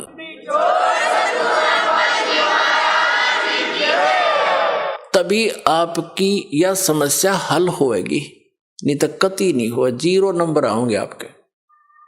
तो इस प्रकार समझदार को संकेत बहुत होता है। अब प्रसंग चल रहा है कि फिर जब भक्ति मार्ग पर चल पड़ते हैं, घना सामान धर के सिर पर नहीं चला जाता है, ये परंपराएं हटानी पड़ेंगी, और जैसे भगवान रखे न्यो रहना पड़ेगा। जैसे कर का जहर का रंग हो रही हो, कहो कौन तीस खावे राम रंग हो रही हो। अब रंग का बंका झोपड़ी में रहते थे, वृद्ध हो गए थे, और क्या करते थे, जंगल से लकड़ी तोड़कर लाते थे, उसको बेचकर अपना खाने जोगा रखकर बाकी गुरुदेव के चरणों में भंडारे में लगा देते थे।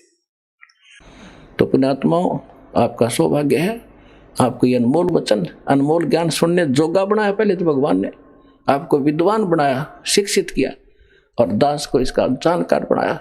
आज आपके रूबरू ऐसा बना दूंगा जैसे पहली का कहता हुआ, अगर वेद गीता और पुराणों को आप याद रखोगे। बोलो सतगुरुदेव।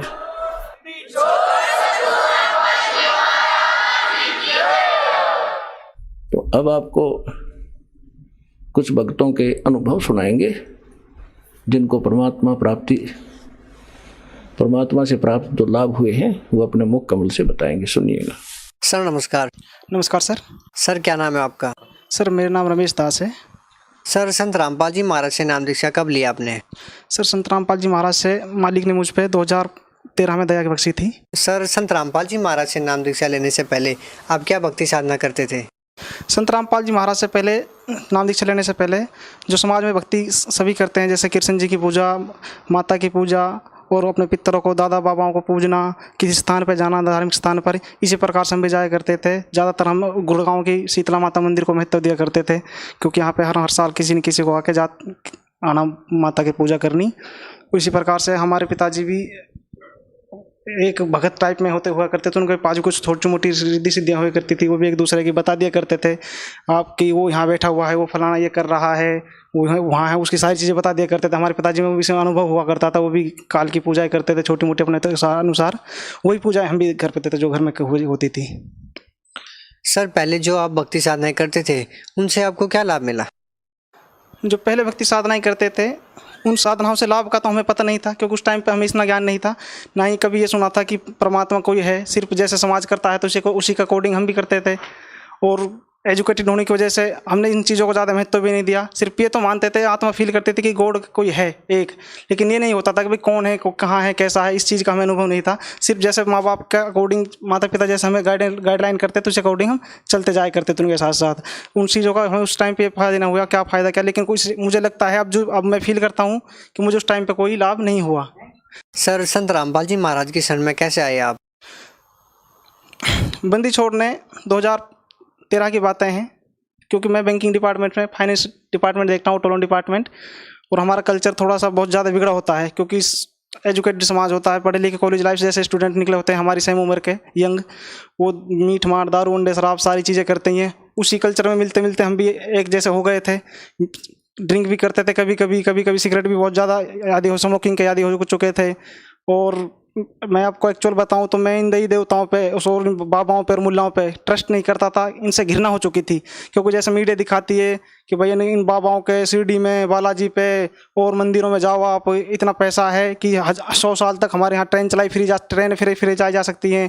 हमारे देश के पूरी इंडिया, भारत 100 साल तक खाना फ्री खा सकता है। तो ये सोचता था मैंने, इन बाबाओं पे इतना पैसा है, उनके कारनामे देखता था, किसी बाबा ने इस लड़के के साथ ऐसा कर दिया, किसी ने ये कर दिया, किसी ने वो कर दिया, तो ऑटोमेटिकली दिल के अंदर एक घृणा सी हुई पड़ी थी संत के नाम से। उस टाइम पे फिर मैं ऑफिस आ रहा था, हमारे दोस्त की सदर बाजार में एक शॉप है, बुक से ले रहे हो, मैंने उसके पास ज्ञान गंगा पुस्तक रखी देखी, मुझे बड़ा आश्चर्यजनक कुछ हुआ। मैंने माइंड में जो पुस्तक रखी देखी स्टॉल पे, काउंटर पर रखी हुई थी, मैंने ज्ञान गंगा, तो अपने आत्मा के अंदर एक फील किया कि ज्ञान गंगा। मुझे लगा कि ज्ञान गंगा का मतलब तो ऐसा हुआ कि ये ज्ञान की गंगा है। मैंने अपने आप ऑटोमेटिकली फील किया कि ज्ञान की गंगा, इसका मतलब तो होता है ज्ञान की गंगा। तो जैसे ही मैंने सर वो पुस्तक उठाई तो मैंने उसका एग्जाम्पल देखा। मैंने संत रामपाल जी का कभी चेहरा भी नहीं देखा था, ना ही मैं संत रामपाल जी को जानता था, कभी नाम नहीं सुना था। भाभी और संतों की साई जानता था, जैसे राधा स्वामी, धनधन सतगुरु डेरा सच्चो सौ दिन का नाम मैंने सुना हुआ था। इनसे मैं थोड़ा बहुत वाफिक भी था, इनके भक्त कोई ना कोई हमारे लिंक में रहे करते, यार दोस्त फ्रेंड सर्कल में, इसी प्रकार से। तो मैंने जैसा भी देखा संत रामपाल जी को, मैंने कभी देखा नहीं, कबीर साहब को देख के। और जब मैंने उसकी हेडलाइन देखी तो हेडलाइन देखते मैं उस टाइम स्मोकिंग बहुत करता था, 3-3 4-4 सिगरेट फूंक दिया करता था। मैंने सिगरेट पीते पीते 2-3 उसकी हेडलाइन देखी। हेडलाइन में देखने के बाद मुझे ऐसा फील हुआ कि यार ये पुस्तक में कुछ तो है। मेरे सर में दर्द सा होने लगा और मैं कन्फ्यूज हो गया उस पुस्तक को पढ़ने के। यार क्या ब्रह्मा विष्णु महेश के माता पिता हो सकते हैं? यार काल क्या होता है, सृष्टि रचना, आत्माएं क्या, मोक्ष क्या, ये क्या कह रहे हैं यार। मैं इतना कन्फ्यूज हो गया कि मैं उस टाइम कुछ कर नहीं पाया। मैं उस पुस्तक को देख के मैंने सोचा यार, मेरा फ्रेंड था, मुझे उसे भी अपने पास बिठा के, कभी मेरे से 10-20 रुपये मांगता भी नहीं था। उस पुस्तक का मैंने उससे रेट पूछा, उसने मेरे से कहा कि 30 रुपये। मैंने कहा तू सैनी साहब, ये 30 रुपये की पुस्तक 15 रुपये इस पर MRP लिखी हुई है, आप 30 रुपये मेरे से किस प्रकार से ले रहे हो? जबकि दोस्त मेरा, उसने कहा नहीं भाई साहब इसकी 30 रुपये की पुस्तक है। लेकिन उस टाइम मुझे नहीं पता था कि काल जाल सिस्टम क्या होता है। मैंने तो सोचा, मेरे पैसे उस टाइम हम ऊपर के पैसे भी इनकम किया करते थे। मैंने कहा चल 30 रुपये आप रखो, मैं उस पुस्तक को पढ़ता हूँ। उस पुस्तक को जब भी मेरी संडे को ऑफ होता था तो मैं उस पुस्तक को कभी नहा धो के पढ़ने की कोशिश करता था। 3-4 पेज जैसे मैं उस पुस्तक को उठाता, ज्ञान गंगा को, मुझे पता चलता कि या तो नींद आ रही है या मेरा कोई बहुत इंपॉर्टेंट काम निकले आ चुका है। मैं जब भी कोशिश करता उस पुस्तक को, मेरे पास 1 ईयर से उस पुस्तक को रखे हो गए, लेकिन मैं उस पुस्तक का कभी 2 पेज, 5 पेज, 10 पेज आगे पढ़ ही नहीं पाया। सृष्टि रचना, मालिक ने रजा बख्शी पर संत रामपाल जी महाराज ने एक बार कि मैंने वो पुस्तक, हमारे जीजा जी BSF में है दिल्ली में, मैंने वो पुस्तक उनको दी। मुझे कुछ पुस्तक पढ़ी 10-20 पेज, तो मुझे उसमें कुछ समझ में आया। उसने वो पुस्तक पढ़ी, उसने उस पुस्तक के बारे में मुझे गहराई से बताया कि इस पुस्तक में रमेश जी ये लिखा हुआ है। फिर हमारे एक भांजे ने पलवल से नाम लिया हुआ था, सुनील जी ने, उसने हमारी जीजा जी को मेमोरी कार्ड दी। उस मेमोरी कार्ड से पता चला कि जो पुस्तक आप ज्ञान गंगा दी थी वही इस मेमोरी कार्ड में है, उसी संत का है। मैंने कहा क्या एक्चुअल में उसी संत का? मैंने वो मेमोरी अपने फ़ोन में कॉपी की और मैंने और मेरी वाइफ भी ग्रेजुएटेड है, उसने जेबीटी की हुई है। मैंने और मेरी वाइफ ने ईयरफोन कान में लगा के, नहीं हम गुड़गांव में रहते हैं, तो वहाँ लेटे लेटे 4 घंटे रात के 1-2 बजे तक सृष्टि रचना कंप्लीट सुनी। जैसे ही सृष्टि रचना सुनी मैंने संत रामपाल जी देखे तो एक्चुअली मुझे अनुभव हुआ कि यार वास्तव में ही संत, ऐसे संत कि आज तक कभी हमने सिर्फ गीता, वेद, कुरान, पवित्र बाइबल इनका सिर्फ नाम सुना था, कभी लाइफ में देखी नहीं थी, सिर्फ नाम ही सुना था। हम तो ये और सुना करते कि वेद किस पे हैं यार, वेद किसने देखे हैं, वेद कहाँ, गीता यार किसी की समझ में नहीं आती है चीज़ें तो। लेकिन जब संत रामपाल जी को देखा, उनको उदाहरण करते हैं, एक प्रमाण को बताने के लिए संत रामपाल जी कम से कम भी हजारों प्रमाण दे रहे थे एक चीज़ को समझाने के लिए, चारों धर्मों से, सारी चीज़ों से। तो मुझे वास्तव में फील हुआ कि वास्तव में अगर कोई संत है इस धरती पर तो संत रामपाल जी महाराज हैं, इसके अलावा इस धरती पर कोई संत नहीं है। तो इस प्रकार मैंने फिर ज्ञान को ग्रहण किया और एज इतना तड़फ लगी मालिक के लिए, वहाँ जाके फील हुआ कि हमें बड़ौदा बस स्टैंड पे उतरे थे भगत जी सत साहब, वहाँ जाके ऐसा फील हुआ कि जैसे विदेश से टूरिस्ट आते हैं और जो वो क्लाइंट की जो रिस्पेक्ट करते हैं टूरिस्ट आने के टाइम पे, उस टाइम पे हमारी इस प्रकार से रिस्पेक्ट की जा रही थी। आइए सर बैठिए गाड़ी में, भगत जी बैठिए। वहाँ जाने के बाद जाते ही हमें हमारे शूज उतरवा के ले एक्स्ट्रा रखे जाते हैं, सारी सुविधाएं गेट पे लाइन से, सारी चीज़ें भंडारे के लिए, चाय का, पानी का, बिस्कुट का, नाश्ते का। वहाँ किस चीज़ का ऐसा फील हो रहा था कि यार हम अभी तक हर जगह गए होते, हर जगह घूमे थे, टूर पे भी घूमे थे, ऑफिस की तरफ से और जगह भी गए होते, लेकिन ऐसा फील हमें उस एक रेस्टोरेंट में भी अनुभव नहीं हुआ जैसा हमें सिर्फ सतलोक आश्रम बरौड़ा में अनुभव हुआ। सर, संत रामपाल जी महाराज से नाम दीक्षा लेने के बाद आपको क्या लाभ मिला? संत रामपाल जी महाराज से नाम दीक्षा लेने के बाद मुझे लाभ हुआ।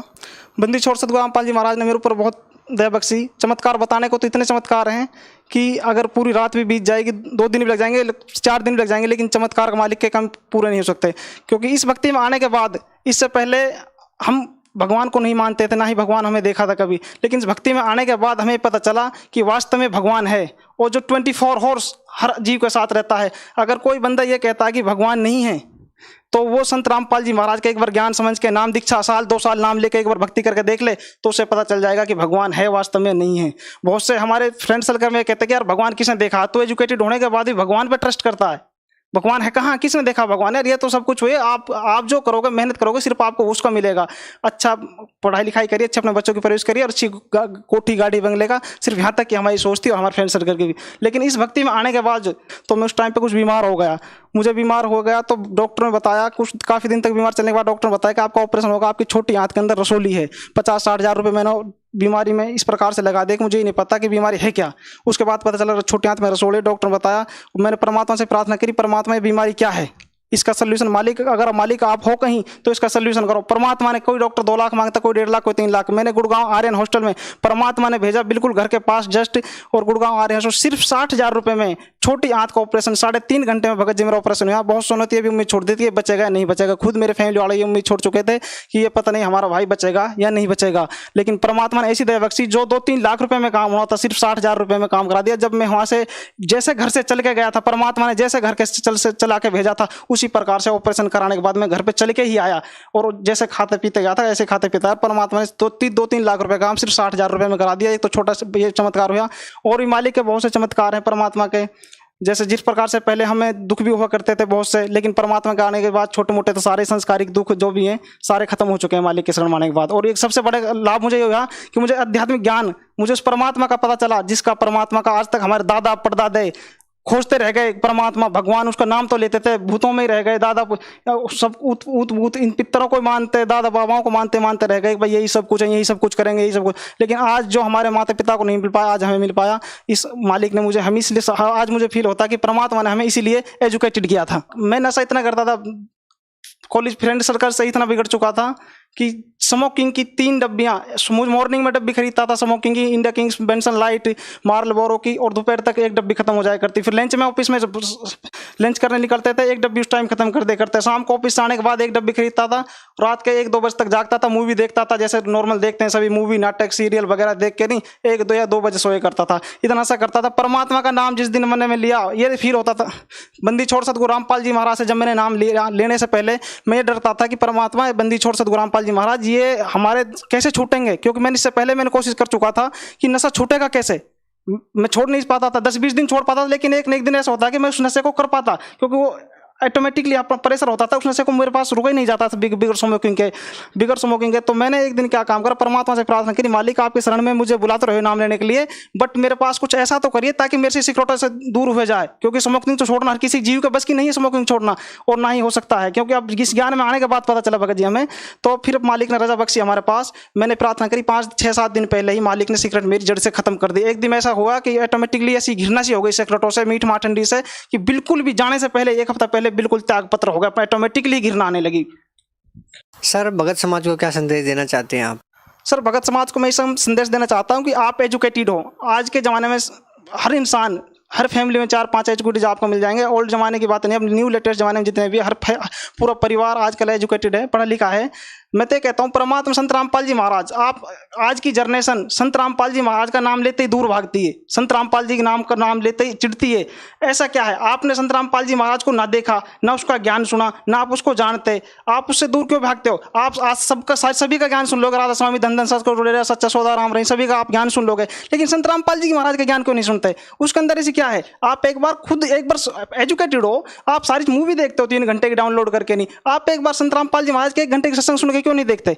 आप एक बार संत रामपाल जी महाराज के 1 घंटे की सत्संग सुन के देखिए, हो सकता है तो आप ज्ञान गंगा पुस्तक पढ़िए, आप खुद निर्णय करिए। संत रामपाल जी महाराज को औरों की तरह भी नहीं कि वे अपना ज्ञान सुनाया घुटमलट करके बंद करके अपने पार हो गए। संत रामपाल जी महाराज तो क्लियर बता रहे हैं, भाई साहब 5 और 5 10 होते हैं, ना कि 5 और 5 9 होते हैं। आप खुद देखो, खुद निर्णय करो। मैथमेटिक्स जब 5 और 5 10 बता रहा, तो आप भी मानो उसको मैथमेटिक्स कह रहा है, उसकी गवाही दे रहा है, मैथ का लेक्चरर गवाही दे रहा है, तो हमें मानना चाहिए। हम पढ़े लिखे हैं कि भाई साहब मैथ भी कह रहा है, हम भी कह रहा है।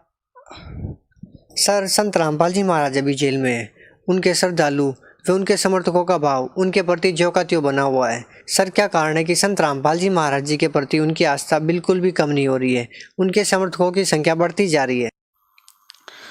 सर देखो, इससे पहले शायद हमें भी जब ज्ञान नहीं था, हम भी शायद संत रामपाल जी महाराज के बारे में ऐसे ही सोचते, लेकिन जब आज ज्ञान हो गया, इसी प्रकार से जैसे आज मुझे ज्ञान हुआ है, ऐसे ही परमात्मा ने सही अपने भक्तों को, बच्चों को ज्ञान दिया है। इस ज्ञान में आने के बाद जिसको कहते हैं नहीं परमात्मा मिल गया, जिसको भगवान मिल जाता है ना, अल्लाह ताला खुदा मिल जाता है जिसको, उसे इस समाज की किसी की जरूरत नहीं होती। चाहे समाज कुछ भी कहे, कितनी भी घृणा करे, लाठियां मारे, कुछ भी करे, जिसको अल्लाह ताला भगवान खुदा रब मिल जाता है, उसे किसी की जरूरत नहीं होती। उसे पता है कि भगवान 2 मिनट में जो चाहे कर सकता है। भगवान क्या नहीं कर सकता? भगवान उसने जब भगवान साक्षात्कार रूप देखो, परमात्मा उसका साक्षात्कार सामने आए हुए, उसके आके भंडारा करके जा चुके हैं, सारी चीज हो चुके हैं, मालिक उसके 24 घंटे साथ रहते हैं, तो वो परमात्मा को आप ये बताएं कैसे छोड़ सकते हैं?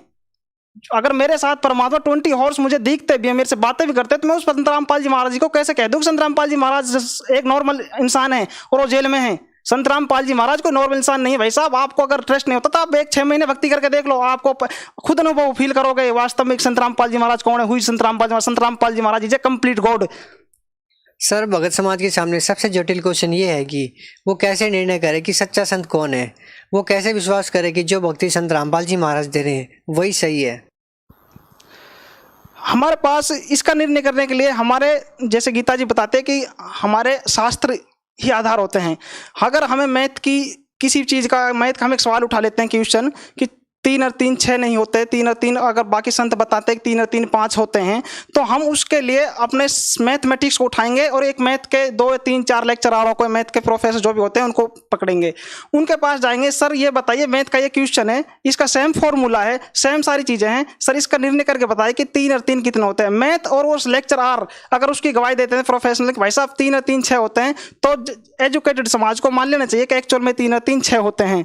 ठीक है सर। तो इसी प्रकार से संत रामपाल जी महाराज चारों धर्मों के लिए, पवित्र गुरु ग्रंथ साहिब, पवित्र बाइबल, पवित्र कुरान शरीफ और पवित्र गीता जी, पवित्र चारों वेदों के अकॉर्डिंग परमात्मा प्रमाण करके एक प्रमाण देते हैं, मालिक ये परमात्मा है और इसकी भक्ति विधि ये है। परमात्मा कबीर साहब, कबीर गॉड है, वेदों में प्रमाण है, कुरान शरीफ में प्रमाण है कि जिस अल्लाह ताला ने 6 दिन में सृष्टि की, 7वें दिन तख्त पे जागा, उस अल्लाह ताला के बारे में मैं नहीं जानता। वो भगवान कह रहा है कल मोहम्मद साहब से कि उस अल्लाह ताला के बारे में मैं नहीं जानता, उस अल्लाह ताला के बारे में तुझे कोई बाखबर बताएगा, बाखबर से जाके पूछ ले। बाखबर का उसमें अंडरग्राउंड भी दे रखा है कि भाई इल्म वाले मतलब तत्वदर्शी संत तुझे बताएगा उस बाखबर के बारे में, मैं भी नहीं जानता। और ये फिर भी जैसे मुसलमान और भी सारे समाज हैं लगे हुए हैं आंख बंद करके, अरे निर्णय तो कर लो, क्या कह रही है हमारी गीता जी, क्या कहती है कि तीनों देवताओं की भक्ति के लिए हमारी गीता जी मना करती है। हमारे वेदों में एक ओम के अलावा कोई मंत्र नहीं है, फिर भी राधा स्वामी, धन धन सतगुरु, डेरा सचोराम, और इनके पास है क्या? आप एक बार इनकी खोज तो करो भाई साहब। जैसे और संत हैं, इनका एक बार आप इनका ज्ञान सुन लो और एक बार संत रामपाल जी महाराज का ज्ञान सुन लो, खुद निर्णय कर लो भाई साहब है क्या। एक बार आप किसी और संत की सत्संग सुनिए, एक बार संत रामपाल जी सत्संग सुनिए, अपना आप निर्णय हो जाएगा। अब आप पढ़े लिखे हो और आजकल कोई किसी को बेवकूफ नहीं बना सकता, ना ही कोई पागल है कि ना कि संत रामपाल जी महाराज के पीछे आंख बंद करके लगेगा। आप खुद निर्णय करो और खुद फैसला करिए सर। सर, जो श्रद्धालु संत रामपाल जी महाराज से नाम दीक्षा लेना चाहते हैं वो नाम दीक्षा कैसे ले सकते हैं? संत रामपाल जी महाराज से जुड़ने का सबसे आसान तरीका है, माय डियर फ्रेंड्स, सत्संग आता है 7:40 से 8:40 से साधना चैनल पर रोजाना सत्संग आता है इवनिंग में। आप उस सत्संग को देखिए और सत्संग में जाने से, नाम लेने से पहले सबसे पहले आप उसका ज्ञान समझिए। सत्संग में नीचे टीवी पे एक ग्रीन लाइन आती है, अंडरलाइन जो चलती रहती है, उस पर अधिक जानकारी के लिए फलाने दिस कॉन्टैक्ट नंबर पर कॉन्टैक्ट करिए। वो कॉन्टैक्ट नंबर नोट करिए, उस पर लिखा हुआ होता है कि आप ज्ञान गंगा पुस्तक फ्री में मंगा सकते हैं और अदरवाइज या तो आप ज्ञान गंगा इस अधिक जानकारी के लिए इस नंबर पर कॉन्टैक्ट कर सकते हैं। जैसे भी आपको कोई भी समस्या, कोई भी क्वेश्चन पूछना है और भी कुछ करना है या नामदान के बारे में पूछना है, तो मालिक की जैसे सुविधा आश्रम में थी, बाई सीडी परमात्मा नाम दान दिया करते थे संगत का ज़्यादा होने की वजह से, इसी प्रकार से बाई सीडी परमात्मा के अब भी सारी सुविधाएं उपलब्ध हैं, हर जगह उपलब्ध हैं। आप उन नंबर पर कॉन्टैक्ट करिए और नामदान लीजिए। क्या सर नाम दीक्षा लेने से लाभ होगा लोगों को?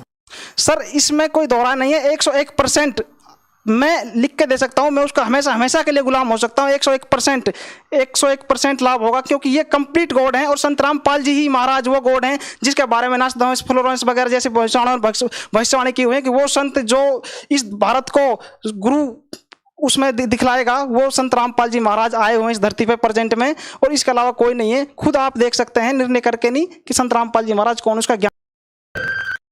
गीता जी में वर्णित